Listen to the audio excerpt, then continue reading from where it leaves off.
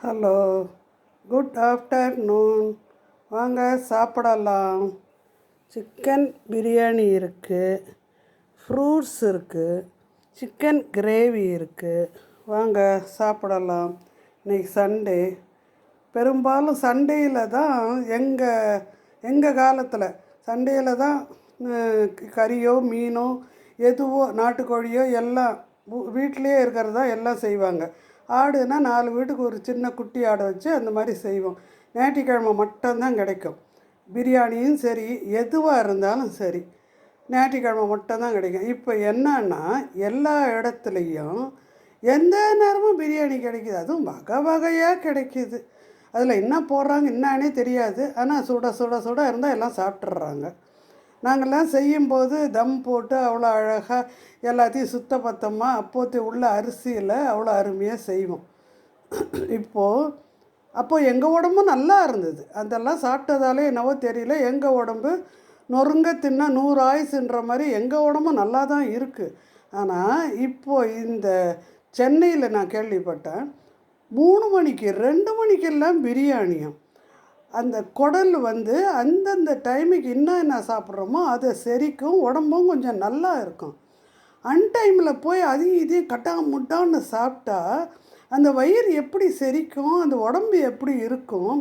அது குழந்தைங்களாகட்டும், பெரியவங்களாகட்டும், வயசானவங்களாகட்டும், நேரத்தோடு நொறுங்க தின்னா 100 ஆயுசு. நாங்கள் நொறுங்கவே தின்றதில்லை. இப்போது எது கிடைக்குதோ அதை அப்படியே அபுக்குன்னு போட்டு எல்லாத்தையும் முடிச்சிட வேண்டியது.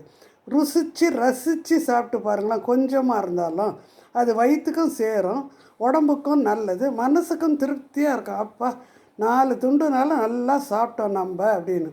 அது இல்லாத போயிட்டு உக்காந்து சுட சுட 2 மணிக்கும் 3 மணிக்கும் கடைன்னு அந்த நேரத்துலலாம் காலையில் டிஃபன் சாப்பிடலாம். 8:30லேருந்து 9 மணி வரைக்கும், 10 மணி வரைக்கும்.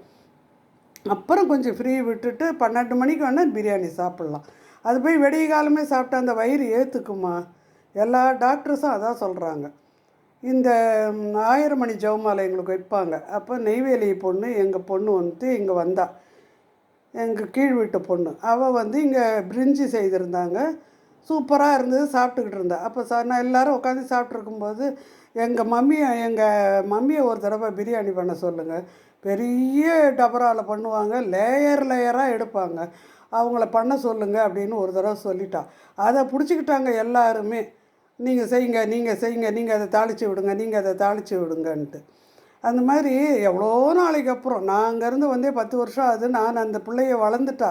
அவளுக்கு 2 பிள்ளை இருக்குது, குழந்த பிள்ளைங்க. அப்போல்லாம் எங்கள் வீட்டில் சாப்பிடும்போது 20-25 வருஷத்துக்கு முன்னாடி கதையை இப்போ அந்த பிள்ளை சொல்லுதுன்னா அப்போ இன்னும் அர்த்தம் பாருங்கள். அந்த நாளில் அவ்வளோ ஒரு ஃபுட்டு வீட்டிலையே தான் எல்லாம் செய்வோம். எதுவாக இருந்தாலும் அடுப்பை பற்ற வச்சு கீழே போய் அடுப்பில் தான் எல்லாமே சமைப்போம். வீட்டில் கேஸ் இருக்கும், எது இருக்கும், அடுப்பில் செய்தால் தான் நல்லா இருக்கும்னு அடுப்பில் தான் செய்வோம். எங்கே இப்போ செய்கிறாங்க சொல்லுங்கள் பார்ப்போம். டெய்லி கறி மீனுன்னா அது உடம்புக்கும் ஏற்றுக்காது, சாப்பிட்ட மாதிரியும் இருக்காது. என்றைக்காவது ஒரு நாள் சாப்பிட்டு பாருங்களேன், நிறக்க சாப்பிட்லாம். தேங்க்யூ. எப்படி இருக்குது பார்த்து சாப்பிட்டுட்டு சொல்லுங்கள்.